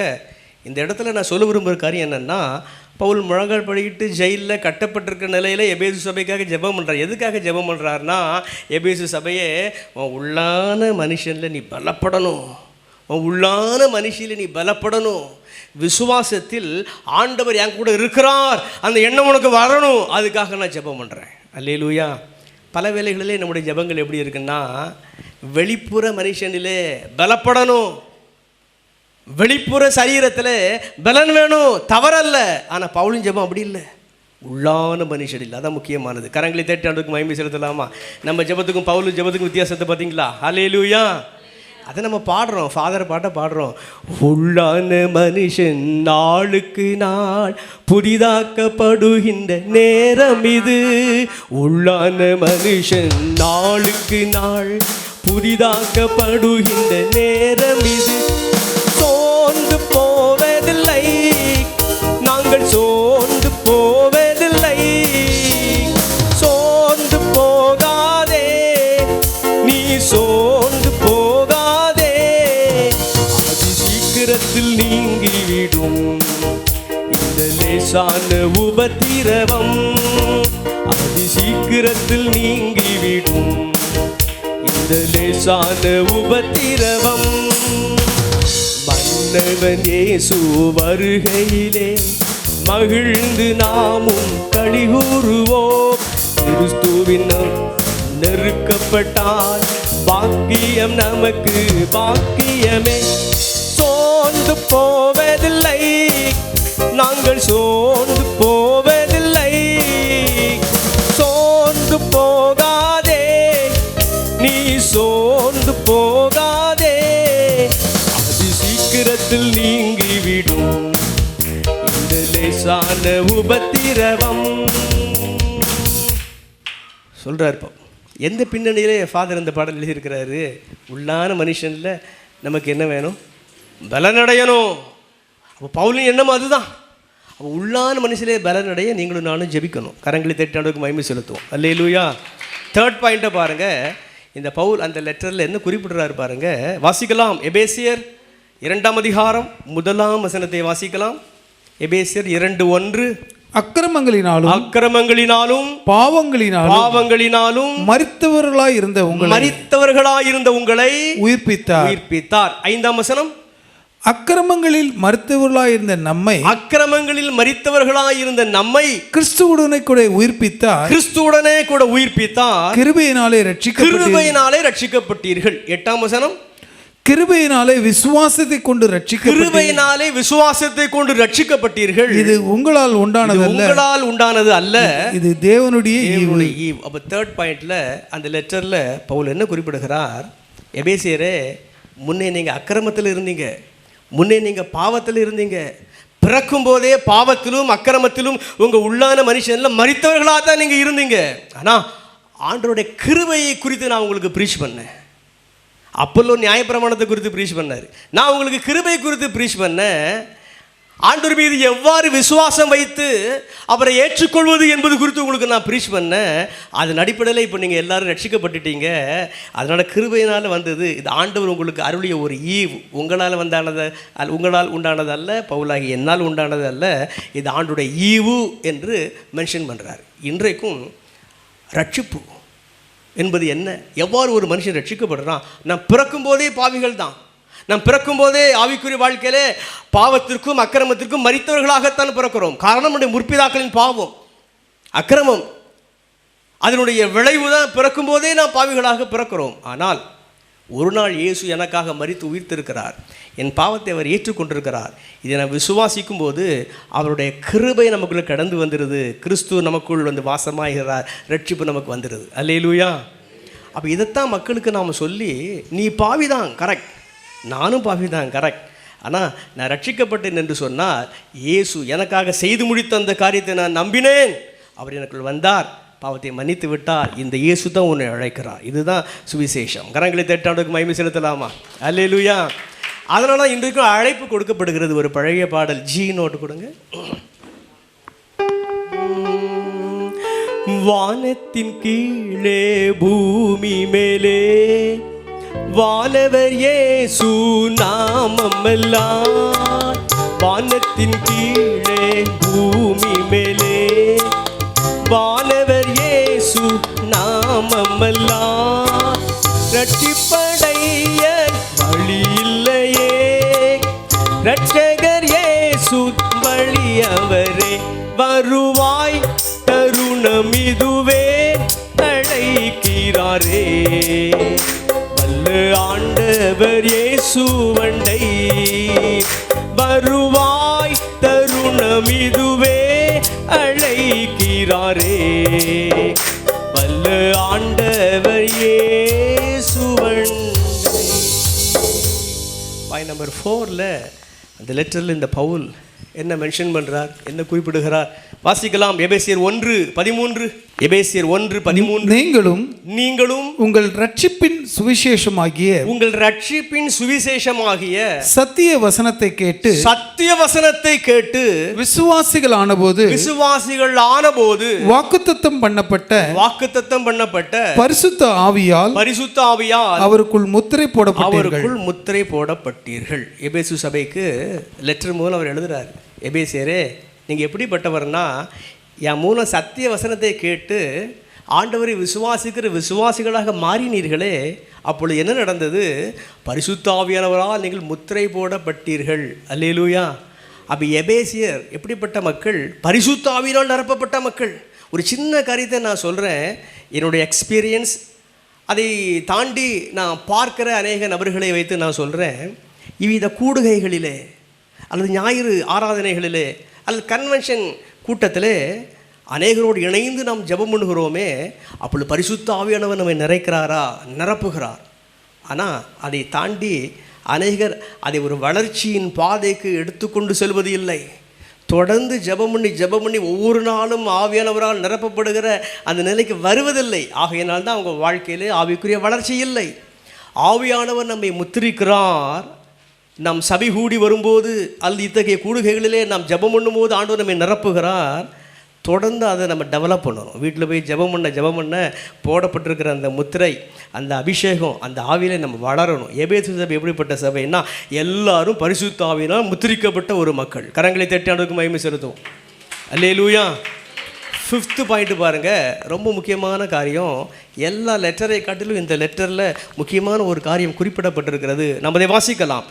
2ஆம் அதிகாரத்துக்கு வருவோம். எபேசியர் 2:11 வாசிக்கலாம். எபேசியர் 2:11 வாசிக்கலாம். ஆனபடியினால் ஒரு சின்ன ஒரு காரியம் கவனிங்க. இந்த எபேசு சபையில் ஒரு பக்கம் யூதர்கள் இருக்கிறாங்க, இன்னொரு பக்கம் கிரேக்கர்கள் இருக்கிறாங்க. கிரேக்கர்னா புறஜாதியார், இந்த பக்கம் யூதர்கள் இருக்கிறாங்க. இந்த 2 பேரையும் தான் இணைத்து பேசுகிறார். வாசிக்கலாம். ஆனபடியால் முன்னே மாம்சத்தின்படி புறஜாதியாராயிருந்து மாம்சத்தில் கையினாலே செய்யப்படுகிற விருத்த சேதனம் உடையவர்களால் விருத்த சேதனம் இல்லாதவர் எனப்பட்ட நீங்கள் அக்காலத்திலே கிறிஸ்துவை சேராதவர்களும். பவுல் சொல்றாரு. இப்போ இந்த எபேசு சபையில் உள்ள யூதர்களை பார்த்து சொல்லலை, அந்த எபேசு சபையில் உள்ள புறஜாதிகள் கிரேக்கர்களை பார்த்து சொல்றாரு. முன்னர்னா பழைய ஏற்பாட்டு காலத்திலே கரங்களினால் விருத்த சேதனம் செய்யப்பட்டது. அப்போ விருத்த சேதனம் செய்யப்பட்டவர்கள் அந்த யூதர்களால் நீங்கள் அவமதிக்கப்பட்டீர்கள். எப்படி அவமதிக்கப்பட்டீங்க? நீங்கள் கிறிஸ்துவை சேராதவர்கள், அப்புறம் இஸ்ரவேலுடைய காணியாட்சிக்கு புறம்பானவர்களும் இஸ்ரவேலர் யூதர்கள் அந்த காணியாட்சிக்கு நீங்க புறம்பாக்கப்பட்டவங்க, வாக்குத்தத்தின் உடன்படிக்கைகளுக்கு அந்நியரும், தேவனுடைய வாக்குத்தத்தத்துக்கு நீங்க அந்நியர்கள், நம்பிக்கை இல்லாதவர்களும், உங்களுக்கு ஹோப்பே கிடையாது, நம்பிக்கையே கிடையாது, இவ்வுலகத்தில் தேவன் அற்றவருமாய் இந்த இருந்த உலகத்துல உங்களுக்கு தேவனே கிடையாது, ஆண்டவரே கிடையாது, காரணம் நீங்க புறஜாதி. அதை நீங்க நினைச்சுக்கோங்க. பவுல் என்ன குறிப்பிடுறாருன்னா, முன்னே தூரமாய் இருந்த நீங்கள் இப்பொழுது கிறிஸ்து இயேசுவுக்குள் கிறிஸ்துவின் இரத்தத்தினால் சமீபமானீர்கள். ஆனா இப்போ கிறிஸ்து இயேசு, முந்தி பிதாவாகிய தேவன் செயல்பட்டார், அதனை தொடர்ந்து இப்போ கிறிஸ்து நமக்காக சிந்தின அந்த ரத்தம் இருக்கிறதே, அதுதான் உங்களை ஆண்டவருடைய பக்கத்தில் இணைச்சிட்டு. கரங்களை தட்டி ஆண்டவருக்கு மகிமை செலுத்தலாமா? அல்லேலூயா. தொடர்ந்து வாசிக்கலாம். எப்படியெனில் அவரே நம்முடைய சமாதான காரணராகி இரு திறத்தாரையும் யாரு? இந்த பக்கம் யூதர்கள் வச்சுக்கோங்க, இந்த பக்கம் கிரேக்கர்கள். சபையை ரெண்டு பிரிவு நீங்க இருக்கீங்க. உங்க ரெண்டு திறத்தாரையும் இயேசு இரு திறத்தாரையும் ஒன்றாக்கி பகையாக நின்ற பிரிவினை ஆகிய நடுச்சுவரை தகர்த்து சட்ட திட்டங்களாகிய நியாயப்பிரமாணத்தை தம்முடைய மாம்சத்தினாலே ஒழித்து இரு திறத்தாரையும் உங்க இரு திறத்தாரையும் இயேசு தமக்குள்ளாக ஒரே புதிய மனுஷனாக சிருஷ்டித்து இப்படி சமாதானம் பண்ணி பகையை சிலுவையினால் கொன்று அதனாலே இரு திறத்தாரையும் ஒரே சரீரமாக தேவனுக்கு ஒப்புரவாக்கினார். இப்ப என்ன சொல்றாருன்னா பவுல், இப்ப அப்படி இல்லை, கிறிஸ்து இயேசு உங்களுக்காக சிந்தின அந்த ரத்தம் புறஜாதியராகிய கிரேக்கராகிய உங்களையும் யூதரையும் ஒன்றாக்கிச்சு. ஒரே ஆவியினால் அவர் உங்களை நிரப்புகிறார், ஒரே அவருடைய இரத்தத்தினால் அவர் உங்களை கழுவுகிறார். ஆனால் முன்னே உங்கள் ரெண்டு பேருக்கும் பகை இருந்துச்சு. அந்த பகையாக இருந்த அந்த நியாயப்பிரமாணம் என்ன சொன்னது? யூதர்கள் மட்டும்தான் ஆண்டவருடைய ஜாதி. நியாயப்பிரமாணம் என்ன சொன்னது? மீதமுள்ள அனைத்து மக்களும் ஆண்டவருடைய பார்வையிலே அருவருப்பானவர்கள். அதைத்தான் நியாயப்பிரமாணம் சொன்னது. அந்த சட்டத்திட்டம், அந்த இருவருக்கும் இடையே உள்ள அந்த நடுச்சுவர், அதை இயேசு தமது மரணத்தினாலே அழித்தார், அதை கொன்றார், அதை நிர்மூலமாக்கினார், உங்களை இணைச்சிருக்கிறார். கரங்களை தட்டி ஆண்டவருக்கு மகிமை செலுத்தலாமா? அல்லேலூயா. தொடர்ந்து கீழே வாசி பாருங்க. இப்போ நான் வாசித்த நேரம் ஆயிரும். இயேசு கிறிஸ்து தான் சபைக்கு அஸ்திபாரக்கல். அதுக்கு மேலே அப்போஸ்தலர்கள், தீர்க்கதரிசிகள் என்பவர்களுடைய உபதேசம். இப்போ அதில் கிரேக்கராகிய நீங்களும் யூதராகிய நீங்களும் இருவரும் கட்டப்படுகிற நல்ல ஒரே மாளிகையாக இருக்கிறீங்க. கரங்களை தட்டி ஆண்டவருக்கு மகிமை செலுத்தலாம். அல்லேலூயா. இது எல்லா லெட்டரை விட இந்த லெட்டரில் தான் நல்ல கிளாரிட்டியாக இருக்குது. 6வதாக இந்த லெட்டரில் இந்த பவுல் என்ன குறிப்பிடுகிறார்? வாசிக்கலாம். எபேசியர் 1:3. நம்முடைய கர்த்தராகிய இயேசு கிறிஸ்துவின் பிதாவாகிய தேவனுக்கு ஸ்தோத்திரம். அவர் கிறிஸ்துவுக்குள் உன்னதங்களிலே ஆவிக்குரிய சகல ஆசீர்வாதத்தினாலும் நம்மை ஆசீர்வதித்திருக்கிறார். இப்போ இந்த எபேசு சபை எப்படிப்பட்ட சபை, எந்த அளவுக்கு வளர்ந்துருக்கு பாருங்க. ஆவிக்குரிய சகலன்னு என்ன அர்த்தம்? எல்லா, அனைத்து ஆசீர்வாதங்கள். கரங்களை தட்டி மகிமை செலுத்தலாமா? அல்லேலூயா. உள்ளான மனுஷிக்கு தேவையான அனைத்து ஆசீர்வாதங்களையும் பெற்றிருக்கிறார். சமீபத்திலே ஒருத்தங்க சொன்னாங்க, 40 வருஷம் விசுவாசி, என்னைக்காவது ஒரு நாள் ஆண்டோடைய வார்த்தையை நான் கேட்டுட்டா அது போதும். ஆண்டவர் என்கிட்ட பேசுகிறது மட்டும் எனக்கு ஒரு நல்ல ஒரு கிளாரிட்டியாக என்கிட்ட அவர் பேசுகிறான்னு தெரிஞ்சுட்டா எனக்கு போதும். அப்போ 40 வருஷம் ஆண்டவருடைய பேசல அவர்களால் உணர முடியலையே. நல்ல வேதம் வாசிக்கிறாங்க, நல்ல ஜெபம் பண்ணுறாங்க, ஆனால் தேவ சத்தம் கேட்க மாட்டேன் என்கிறதே.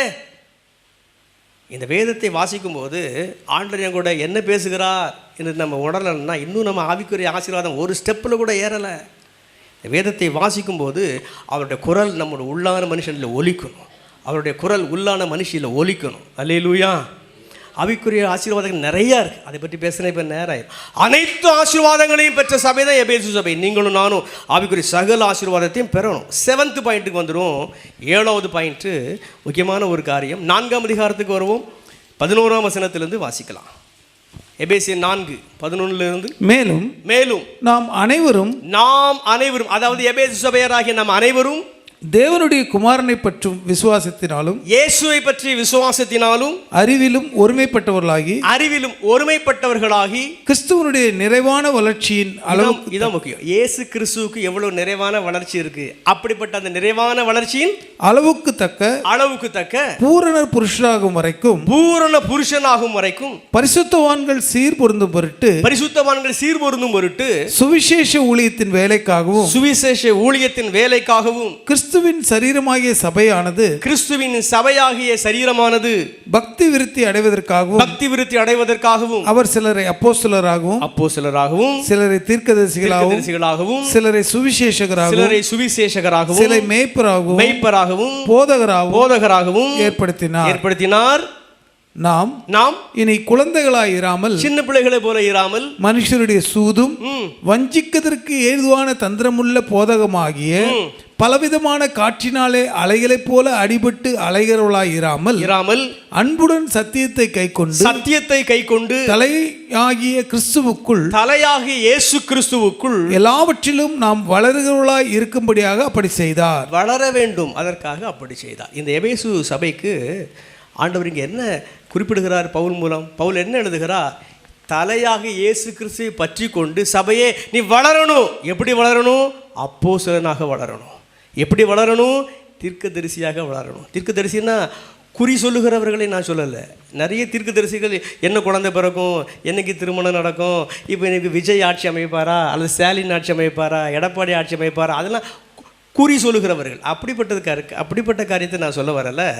பக்தி விருத்தி அடைய, புத்தி அடைய, ஆறுதலை பெற, பொல்லாத பாவ வழிகளை வெளியரங்கமாக்கி கிறிஸ்து இயேசுவை பற்றி அறிகிற அந்த வாழ்வுக்குள் அழைக்கிற பழைய ஏற்பாட்டு தீர்க்கதரிசிகள் ஏசாயாவிலிருந்து மல்கியா வரைக்கும் வாசி பார்த்தா பொல்லாத வழிகளை விட்டு திரும்புங்க, இயேசு உங்களை அழைக்கிறார் என்று கூவி அழைக்கிற தீர்க்கதரிசிகளாக வாழ, தேவனுடைய வார்த்தையை சரியாய் போதிக்கிற போதகர்களாக வாழ, ஒரு குடும்பத்தை, ஒரு மக்கள் கூட்டத்தை ஆண்டுக்குள் மேய்த்து நல்ல ஆவிக்குரிய மன்னாவை கொடுக்கிற ஒரு மேய்ப்பர்களாக வாழ, அநேக மக்களுக்கு எட்டுத்துக்கும் சென்று சுவிசேஷத்தை கொண்டு போய் சேர்க்கிற இப்படிப்பட்ட 5 வகையான ஊழியங்களிலும் இயேசுவாகிய தலையை பற்றி கொண்டு நீங்கள் வளரணுங்கிற புத்திமதியை எபேசு சபைக்கு எழுதுகிறார். அல்லேலூயா.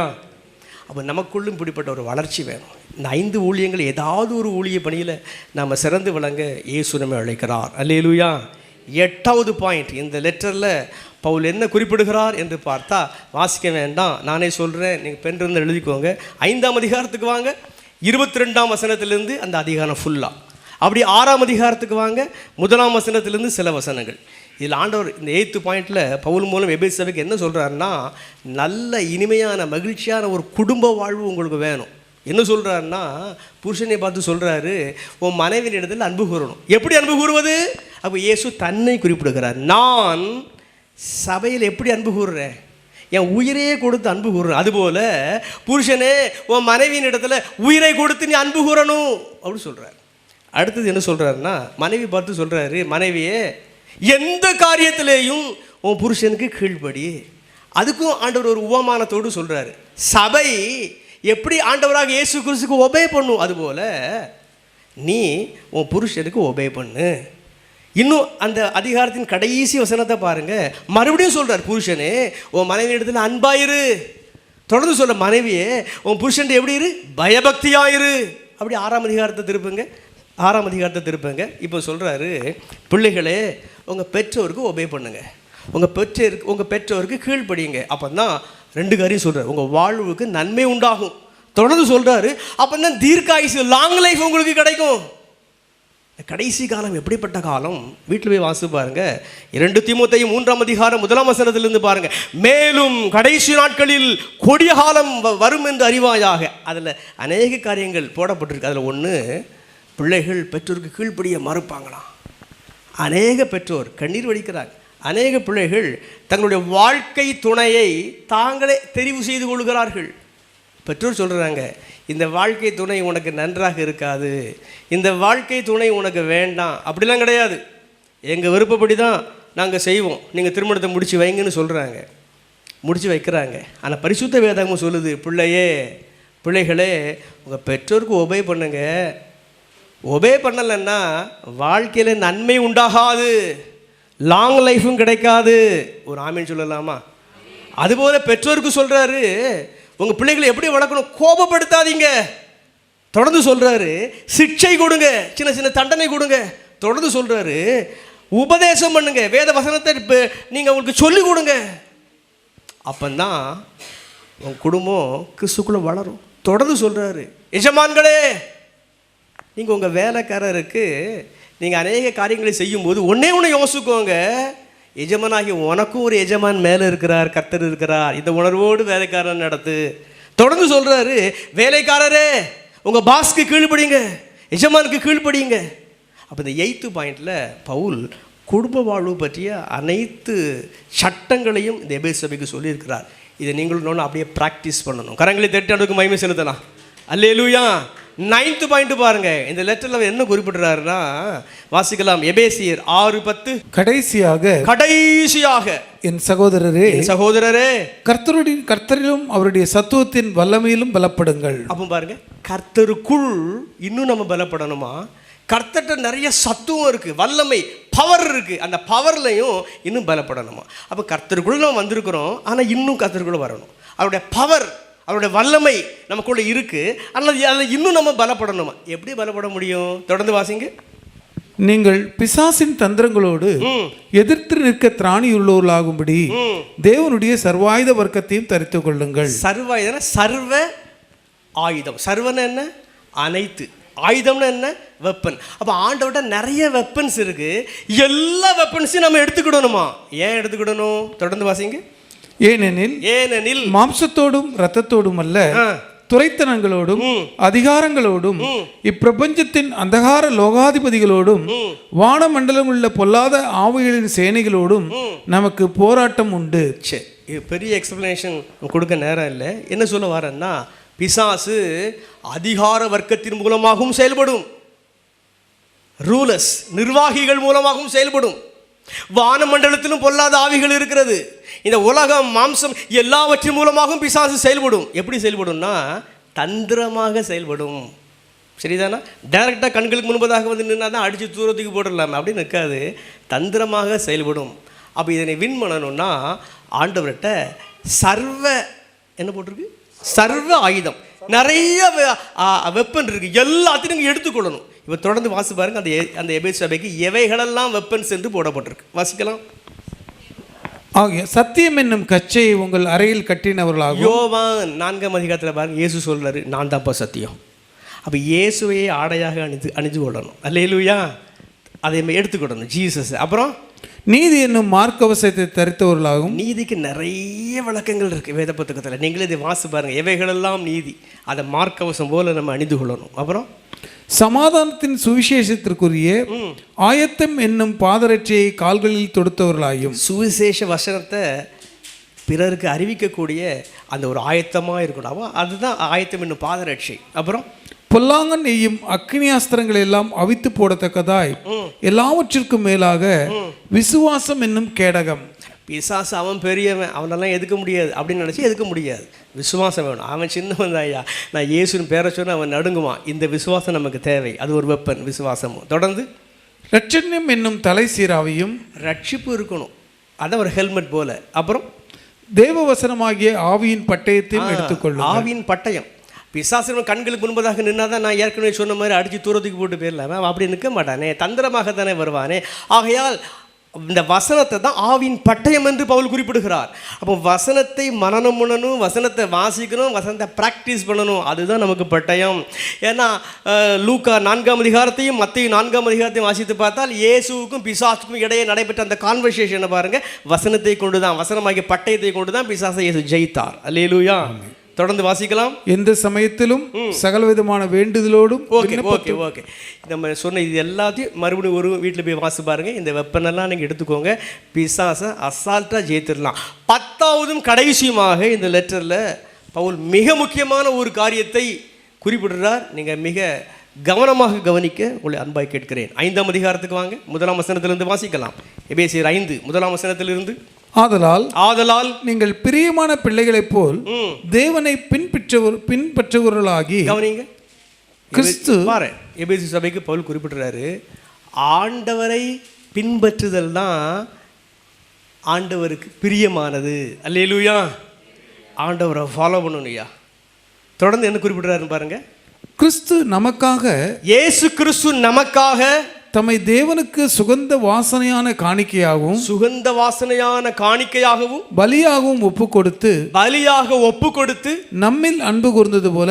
கவனிங்க, நம்மேல் அன்பு கூர்ந்தது போல. தொடர்ந்து இந்த இடத்துல பவுல் என்ன சொல்றாருன்னா, இயேசு தன்னை நமக்காக பிதாவுக்கு காணிக்கையாக செலுத்தி, பலியாக செலுத்தி நம்மிடத்தில் அன்பு கூர்ந்தாராம். தொடர்ந்து வாசிங்க. கிறிஸ்து நமக்காக தம்மை தேவனுக்கு சுகந்த வாசனையான காணிக்கையாகவும் பலியாகவும் ஒப்பு கொடுத்து நம்மில் அன்பு கூர்ந்தது போல.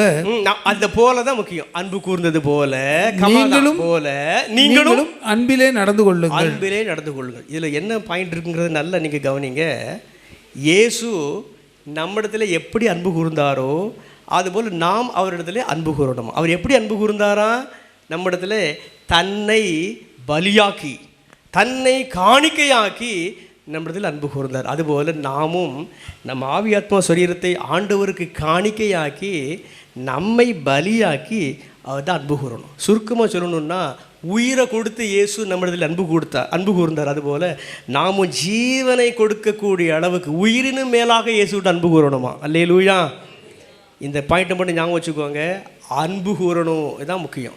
தொடர்ந்து கீழே வாசி பாருங்க. மேலும் போட்டு சில பாவங்கள் குறிப்பிடப்பட்டிருக்கு. அதை இப்போ நான் வாச நேரம் என்ன போட்டிருக்குன்னா, விபசாரம், வேசித்தனம், இன்னும் நிறையா அநேக பாவங்கள் போட்டிருக்கு. அப்போது நீங்கள் இந்த பாவத்திலாம் கொஞ்சம் வாசிங்க பார்ப்போம். ஒரு நிமிஷம் வாசிருங்க. மேலும் பரிசுத்தவான்களுக்கு ஏற்றபடி வேசித்தனமும் மற்ற எந்த அசுத்தமும் பொருளாசையும் ஆகிய இவைகளின் பேர் முதலாய் உங்களுக்குள்ளே சொல்லப்படவும் கூடாது. அப்படியே வம்பும் புத்தீனமான பேச்சும் பரியாசமும் தகாதவைகள் ஸ்தோத்திரம் செய்தலே தகும். இன்னும் சில வசனத்தை வீட்டு போய் வாசி. இங்க என்ன போட்டிருக்குன்னா, ஆண்டவர் ஜீவனை கொடுத்து நம்மில் அன்பு கூர்ந்திருக்க நாமும் உயிரினும் மேலாக ஆண்டவரிடத்தில் அன்பு கூறணும். மாறாக மேலும் இப்படிப்பட்ட பாவ வழிகளில் நீங்கள் ஈடுபட்டுறாதீங்க. ஆண்டவர்கிட்ட அன்பு கூற முடியாது. விபசாரத்தில் ஈடுபட்டுறாதீங்க, வேசித்தனத்தில் ஈடுபட்டுறாதீங்க, பொருளாசையில் ஈடுபட்டுறாதீங்க. மற்றும் எந்த பாவனாலும் சரி தான், இன்டர்நெட்டில் ஆபாசமான காட்சிகளுக்கு நீங்கள் அடிமைப்பட்டுறாதீங்க. இன்னும் புத்தீனமாய் நீங்கள் பேசாதீங்க, வம்பு வார்த்தைகளை பேசாதீங்க, வீண் வார்த்தைகளை பேசாதீங்க, ஸ்தோத்திரம் மட்டும் பண்ணுங்க. அப்போ ஆண்டவர்கிட்ட அன்பு கூற முடியும். அல்லேலூயா. 6ஆம் அதிகாரம் கடைசி வசனத்தை வாசிக்கலாம். நம்முடைய கர்த்தராகிய இயேசு கிறிஸ்துவினிடத்தில் அழியாத அன்புடனே, முக்கியம், அழியாத அன்புடனே அன்பு கூறுகிற யாவரோடும் கிருபை உண்டாயிருப்பதாக. நல்ல கவனிங்க. 5 மினிட்ஸில் பிரசங்கத்தினுடைய கிளைமேக்ஸ் நல்லா கவனிக்கணும். இப்போ இந்த லெட்டர் எப்படி முடிவடைகிறது பாருங்க. சபையே, இயேசு கிறிஸ்துவிட்ட நீ எப்படி அன்பு கூறணுமா? அழியாத அன்பு கூறணும். அப்படி அன்பு கூர்ந்தா கிருபவம் கூட இருக்கும், இல்லைன்னா இருக்காது. கரங்களை தேடி ஆண்டவருக்கு மகிமை செலுத்தலாமா? அப்போ 5ஆம் அதிகாரத்தில் நான் என்ன சொன்னேன்? ஆண்டவர் உயிரை கொடுத்து நம்ம அன்பு கூர்ந்தது போல நாம் உயிரினும் மேலாக, உயிரை துச்சமாக எண்ணி ஆண்டவர்கிட்ட அன்பு கூறணும். அந்த லெட்டரை முடிக்கும் போது எப்படி எழுதுறாரு? அழியாத ட்ரூ லவ். அப்படி ஆண்டவர்கிட்ட அன்பு கூறும்போது கிருபை நம்ம கூட இருக்கும். இப்போ பாருங்கள், கடைசியாக ஒரு முக்கியமான பாயிண்ட்டுக்கு வரேன். நாட்கள் சென்றது. பவுல் மரித்தார். எப்படி மரித்தார் அதெல்லாம் நமக்கு தெரியாது. எவ்வளோ ஆண்டுகள் போனதோ நமக்கு தெரியாது. முதல்ல நான் சொன்னேன் எபேசு சபை எப்படி உருவாக்கப்பட்டது. 2வது நான் சொன்னேன் ஜெயிலில் போய் இவர் எழுத இந்த லெட்டரில் ஒரு 10 காரியங்களை உங்களுக்கு நான் மென்ஷன் பண்ணேன். இப்போ 3வதாக 5 நிமிஷத்தில் முக்கியமான ஒரு காரியத்தை நான் சொல்லி முடிக்க போகிறேன். இப்போ பவுல்லாம் இல்லை, மரித்து போனார். யோவானுக்கு இந்த எபேசு சபையை காண்பித்து ஒரு லெட்டர் எழுதுகிறார். வாசிக்கலாமா? வெளிப்படுத்தின விசேஷம் 2ஆம் அதிகாரம் 1ஆம் வசனத்திலிருந்து எழுதுகிறார். வாசிக்கலாம். 1ஆம் வசனம் மட்டும் வாசிக்கலாம். வெளி 2:1. எபேசு சபையின் தூதனுக்கு நீ எழுத வேண்டியது என்னவெனில் 7 நட்சத்திரங்களை தம்முடைய வலதுகரத்தில் ஏந்தி கொண்டு 7 பொன் குத்துவிளக்குகளின் மத்தியிலே உலாவிக் கொண்டிருக்கிறவர் சொல்லுகிறதாவது. இப்போ யோவான் மூலம் இதே சபைக்கு இயேசு ஒரு காரியம் குறிப்பிடுறாரு. எபேசு சபையே அறிந்துகொள், நான் யார் தெரியுமா? சபையிலே உலாவுகிறவர். கரங்களை தேட்டாண்டுக்கு மகிமை செலுத்தலாமா? நம் மத்தியிலே உலாவுகிறவர், நமக்குள் உலாவுகிறவர். ரெண்டாம் வசனத்திலிருந்து வாசிக்கலாம். 2, 3, 6 இந்த 3 வசனத்தை வாசிங்க. உன் கிரியைகளையும் உன் பிரயாசத்தையும் உன் பொறுமையும் நீ பொல்லாதவர்களை சகிக்க கூடாமல் இருக்கிறதையும் அப்போஸ்தலர் அல்லாதவர்கள் தங்களை அப்போஸ்தலர் என்று சொல்லுகிறதை நீ சோதித்து அவர்களை பொய்யர் என்று கண்டறிந்ததையும் நீ சகித்து கொண்டிருக்கிறதையும் பொறுமையாய் இருக்கிறதையும் என் நாமத்து நிமித்தம் இளைப்படையாமல் பிரயாசப்பட்டதையும் அறிந்திருக்கிறேன். ஆனால் 6, 2, 3, 6 6ஆம் வசனம். நான் வெறுக்கிற நிக்கோலாய் மதஸ்தின் கிரியைகளையும் நீ வெறுக்கிறாய். நிக்கோலாய் மதஸ்தரின் கிரியையும் நீ வெறுக்கிறாய், இது உன்னிடத்தில் உண்டு. ஓகே, இந்த 2ஆம் வசனத்தையும் 3ஆம் வசனத்தையும் 6ஆம் வசனத்தையும் பாருங்க. இப்போ இயேசு பாராட்டுகிறார். எபேசு சபையே, உன் கிரியை ரொம்ப நல்லா இருக்கு, உன் ஊழியம் ரொம்ப நல்லா இருக்கு, கள்ள அப்போஸ்தலர் நல்ல அப்போஸ்தலர், அதை வேறு பிரித்து பார்க்குற காரியெல்லாம் உனக்கு இருக்குது, ரொம்ப எல்லாம் அருமை, பாராட்டுகிறார். 3ஆவது பாருங்க, இப்போ தான் சொல்கிறாரு ஒரு குறை உன்கிட்ட இருக்கு. என்ன குறை இருக்கிறது? 4ஆம் வசனத்தை வாசிக்கலாம். ஆனாலும் நீ ஆதியில் கொண்டிருந்த அன்பை விட்டாய் என்று உன் பேரில் எனக்கு குறை உண்டு. நல்லா கவனிங்க. எபேசு சபை எப்படிப்பட்ட சபை? பரிசுத்த ஆவியினால் நிறைந்த சபை. எபேசு சபை எப்படிப்பட்ட சபை? அங்கு கிரேக்கர் யூதர் அப்படிப்பட்ட வித்தியாசம் கிடையாது. இரு திறத்தையும் ஒன்றாக்கி ரொம்ப மகிழ்ச்சியாக வாழ்ந்த ஒரு சபை. எபேசு சபை எப்படிப்பட்ட சபை? ஆவிக்குரிய சகல ஆசீர்வாதங்களையும் பெற்ற சபை. எபேசு சபை எப்படிப்பட்ட சபை? அங்கே அப்போஸ்தலர் உண்டு, தீர்க்கதரிசிகள் உண்டு, போதகர் உண்டு, மேய்ப்பர் உண்டு, சுவிசேஷகர் உண்டு. நான் 10 பாயிண்டில் பார்த்தோம் பார்த்தீங்களா? நிறைய ஸ்பெஷாலிட்டி இருக்குது. குறிப்பாக ஒரு ஆலோசனை சொல்லப்பட்டது. அதைத்தான் நான் நல்லா கவனிங்கன்னு சொன்னேன். எபேசியர்கள் நிருபம் 10ஆவது பாயிண்ட் அதைத்தான் நான் சொன்னேன். பவுல் கடைசியாக என்ன சொன்னார்னா, அவர் உயிரை கொடுத்து ஒன்று அன்பு கூர்ந்தா இருப்பார், அதே மாதிரி நீனும் அன்பு கூறணும் உயிரை கொடுத்து. அந்த லெட்டரின் கடைசி வசனத்தை நான் உங்களுக்கு காண்பித்து கொடுத்தேன், அழியாத அன்பு கூறணும். இப்போ இங்கே யோவான் மூலம் ஆண்டவர் என்ன சொல்கிறாருன்னா, அந்த அன்பில் தான் ஏன் நீ வீழ்ச்சியை சந்திச்சிருக்க. ஆண்டவர் மீது அந்த அன்பை நீ குறைத்து கொண்டாய். ஆரம்பத்தில் எவ்வளோ நேரம் ஜெபம் பண்ண, இப்போ குறைந்து இருக்கிறதே. ஆரம்பத்தில் எவ்வளோ வேத தியானம் இருந்தது, இன்றைக்கு குறைந்து இருக்கிறது. ஆரம்பத்தில் ஊழிய வாஞ்சை, ஊழியத்தில் ஒரு வேகம் எவ்வளோ இருந்தது, அது இன்றைக்கு குறைந்து இருக்கிறது. பரிசுத்தத்தின் அளவு அது இன்றைக்கு குறைந்து இருக்கிறது. ஒரு பெண்ணை இச்சையோடு அல்லது ஒரு மனிதனை இச்சையோடு அல்லது உல்லாசம் அல்லது ஆபாசத்தில் ஒரு வீழ்ச்சியை நாம் சந்தித்திருக்கிறோமோ, எந்த இடத்துல ஆண்டவர் மீது உள்ள அன்பை நாம் குறைத்திருக்கிறோம்? அந்த 5ஆம் அதிகாரத்தில் நான் சொன்னேன், தேவ அன்பை குறைக்கக்கூடிய சில பாவங்கள் என்று நான் சொன்னேன். ஏதோ சில பாவத்திற்கு உடன்பட்டு ஆண்டவர் மீது உள்ள அன்பை நாம் குறைத்திருக்கிறோமோ. இப்போ அந்த யோவான் மூலம் 4ஆவது ஒரு பாயிண்டாக என்ன சொல்கிறாருன்னா, 5ஆம் வசனத்தை வாசிக்கலாமா? ஆகையால் நீ இன்ன நிலைமையிலிருந்து விழுந்தாய் என்பதை நினைத்து மனம் திரும்பிங்கிற வேர்டு முக்கியம். மனம் திரும்பி ஆதியில் செய்த கிரியைகளை செய்வாயாக. இல்லாவிட்டால் நான் சீக்கிரமாய் உன்னிடத்தில் வந்து நீ மனம் திரும்பாத பட்சத்தில், இந்த வேர்டு முக்கியம், அண்டர்லைன் பண்ணுங்க, மனம் திரும்பாத பட்சத்தில் உன் விளக்கு தண்டை அதனிடத்திலிருந்து நீக்கி விடுவேன். என்ன சொல்றாரு பாருங்க, நீ மனம் திரும்புன்னு சொல்றாரு. இந்த எபேசு சபை என்ன மனம் திரும்பாத சபையா? ஆரம்பத்திலே நான் பார்த்தோம் அந்த லெட்டரில் எவ்வளோ ஆவிக்குரிய உன்னத நிலையில் இருந்த சபை. ஒரே ஒரு தவறு தான். என்ன தவறு? தேவனிடத்தில் அன்பு கூறுகிற அந்த தன்மையை இந்த சபை குறைத்து கொண்டது. இப்போ ஆண்டவர் சொல்ல, நீ மனம் திரும்பு. நான் வாசித்த அந்த 5ஆம் வசனத்தை பாருங்க, 2 முறை பதிவு செய்யப்பட்டிருக்கிறது. மனம் திரும்பாத பட்சத்தில். நீங்கள் நிறைய பேர் சொல்கிறாங்க, ஒன்ஸ் மனம் திரும்பினா ஒன்ஸ் ரட்சிக்கப்பட்டா அது அப்படி தான். அப்படிலாம் கிடையாது.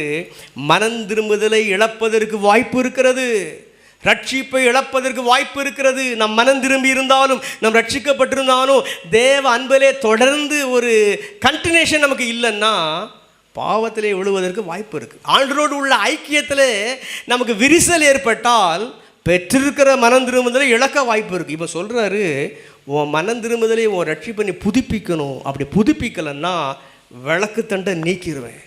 1ஆம் வசனத்தில் என்ன சொல்கிறாரு பாருங்க, சபையின் நடுவே உலாவுகிறேன். குத்து விளக்கு தானே சபை, 7 குத்து விளக்குக்கு நடுவிலே உலாவுகிறது தானே சபை. அப்போ இந்த தண்டை நீக்கிட்ட சபை கீழே விழுந்துடும். அதுபோலத்தான் நம் குடும்பமாக இருந்தாலும் தனிநபராக இருந்தாலும் சரிதான், ஆண்டவருக்குள் வளர்ந்திருக்கிற நாம் நம்முடைய சில குறைபாடுகளை நாம் சீர்தூக்கி பார்ப்போம். அதை சரிப்படுத்தலைன்னா, இன்றைக்கி சரிப்படுத்த நம்ம அழைக்கிறார். அதையும் தாண்டி நாம் சரிப்படுத்தாமல் போயிட்டா நம்முடைய தண்டை நீக்கிறவர் நமக்கு வீழ்ச்சியை சந்திப்போம். இந்த எபேசு சபைக்கு கடைசியாக ஒரு வாக்கு பண்ணுறாரு பாருங்க, வாசி முடிச்சிடலாம். 7ஆம் வசனத்தை வாசிக்கலாமா? வெளி 2:7. ஆவியானவர் சபைகளுக்கு சொல்லுகிறதை காதுள்ளவன் கேட்க கடவன். ஜெயம் கொள்ளுகிறவன் எவனோ அவனுக்கு தேவனுடைய பரதீசின் மத்தியில் இருக்கிற ஜீவ விருட்சத்தின் கனியை புசிக்க கொடுப்பேன் என்று. இப்ப சொல்றாரு, சபையே நீ மட்டும் ஜெயம் பெற்று விட்டால், முன்பன் உச்சத்துல இருந்த இவன் கீழே விழுந்துட்ட, என் மேலே அன்பு கூறுகிற அந்த காரியத்தில் நீ வீழ்ச்சியை சந்திச்சிட்ட, நீ மனம் திரும்பி மறுபடியும் இந்த காரியத்தில் வின் பண்ணி எனக்கும் உனக்கும் இடையே ஒரு கேப்பு இல்லாமல் ஐக்கியப்பட்டு என் மீது நீ அன்பு கூர்ந்துட்டா, நிச்சயமாக மரணத்திற்கு பின்னர் பரதீசின் மத்தியில் இருக்கிற ஜீவ விருட்சத்தின் கனி உனக்கு நான் புசிக்க தருவேன். அல்லேலூயா. இன்றைக்கி தம்பி நேத்தன் அழகு ஒரு எம்எல் ஜெபசிங் பாடல் பாருனா, ஜீவிக்கிறார் இயேசு ஜீவிக்கிறார். என் நோட்டு கொடுங்க பாப்போம். ஜீவிக்கிறார் இயேசு ஜீவிக்கிறார், என் உள்ளத்தில் அவர் ஜீவிக்கிறார், துன்பத்தில் என்னல் துணை அவரே, என்றென்றும் ஜீவிக்கிறார். ஜீவிக்கிறார் இயேசு ஜீவிக்கிறார், என் உள்ளத்தில் அவர் ஜீவிக்கிறார், துன்பத்தில் என்னல் துணை அவரே, என்றென்றும் ஜீவிக்கிறார். உம்மை என்றும் விடாமல் நான் தொடரவே, என்னை என்றும் விடாமல் நீர் பிடிக்கவே, நான் மரிக்கும் நேரத்தில் பரலோகத்தில் உம் வீட்டை காட்டும் நல்ல மீட்பரே. ஜீவிக்கிறார் இயேசு ஜீவிக்கிறார், என் உள்ளத்தில் அவர் ஜீவிக்கிறார், துன்பத்தில் என்னல் துணை அவரே, என்றென்றும் ஜீவிக்கிறார். ஒரே வருஷம் இணைந்து பாடுவோம். ஆண்டவரே உங்க கரை என்னை பிடிக்கட்டும் ஆண்டவரே, நான் உங்களை தொடர்ந்து வரணும் ஆண்டவரே, உங்க அன்பு பெருகணும் ஆண்டவரே. நான் மரிக்கும் போது உங்க நித்திய வீட்டை எனக்கு காட்டுங்க, எனக்கு அதுல வாய்ப்பு தாங்க.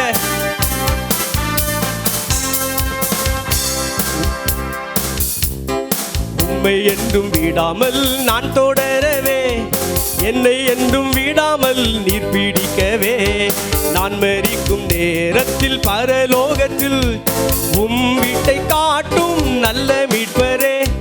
ஜீவிக்கிறார் இயேசு ஜீவிக்கிறார், என் உள்ளத்தில் அவர் ஜீவிக்கிறார், துன்பத்தில் என்னல் துணை அவரே, என்றென்றும் ஜீவிக்கிறார், என்றென்றும் ஜீவிக்கிறார், என்றென்றும் ஜீவிக்கிறார், என்றென்றும் ஜீவிக்கிறார். எல்லாரும் தேவ சமூகத்தில் எழுந்து நிற்போம். எல்லாரும் தேவ சமூகத்தில் எழுந்து நிற்போம். ரொம்ப நேரம் ஆயிட்டு கண்களை மூடிக்கொள்வோம். 2 கரத்தையும் உயர்த்திக்கோங்க. ஆண்டவரை பார்த்து சொல்லுங்க, உண்மை நேசிப்போம்ப்பா, உம்மிடத்தில் அன்பு கூறுவோம் அப்பா. வெறும் பாடலின் மூலமாக உம்மிடத்தில் அன்பு கூறுவேன், உம்மை நேசிப்பேன் என்று பாடுவதில் மட்டுமல்ல ஆண்டவரே, உண்மையில் ஜெப வாழ்வாக இருந்தாலும் கண்களை முடிக்கோங்க, வேத தியானமாக இருந்தாலும், ஊழிய காரியமாக இருந்தாலும், பரிசுத்த வாழ்வாக இருந்தாலும், உங்களுக்கு தான் அதிக ப்ரையாரிட்டி, உங்களுக்கு தான் முக்கியத்துவம். உண்மை நான் நேசிக்க விரும்புகிறேன் ஆண்டவரே, உண்மை நேசிக்க விரும்புகிறேன் ஆண்டவரே, உண்மை நேசிக்க விரும்புகிறேன் ஆண்டவரே. ஹல்லேலூயா. உம்மை இருதயத்தில் வலது கருத்து வச்சுக்கோங்க. ஒரு சரணத்தை பாடி அப்படியே முடிச்சிடலாம். உம்மை நேசிக்கிறேன் ஒரு நோட்டு கூட்டிக்கோங்க. ஜீசஸ். உம்மை நேசிக்கின்றேன் நான், உம்மை நேசிக்கின்றேன் நான், கல்வாரி காட்சியை கண்ட பின்னும் நேசியாமல் இருப்பேனோ, கல்வாரி காட்சியை கண்ட பின்னும் நேசியாமல் இருப்பேனோ. ஆண்டவரை பார்த்து சொல்லுங்க, பாவம் வேண்டாம் ஆண்டவரே, அசுத்தத்தில் நான் ஈடுபட மாட்டேன் ஆண்டவரே, உல்லாசம் எனக்கு வேண்டாம், இச்சை வேண்டாம் ஆண்டவரே, மாறாக உங்க சமூகத்தில் நான் காத்திருப்பேன். உம்மை நேசிக்கின்ற நேசிக்கின்றேன் நான், உம்மை நேசிக்கின்றேன் நான். கல்வாரி காட்சியை கண்ட பின்னும் நேசியாமல் இருப்பேனோ. கல்வாரி காட்சியை கண்ட பின்னும் நேசியாமல் இருப்பேனோ. இயேசு கிறிஸ்துவின் மூலம் ஜெபிக்கிறோம், அங்கீகரியும் நல்ல பிதாவே, ஆமென்.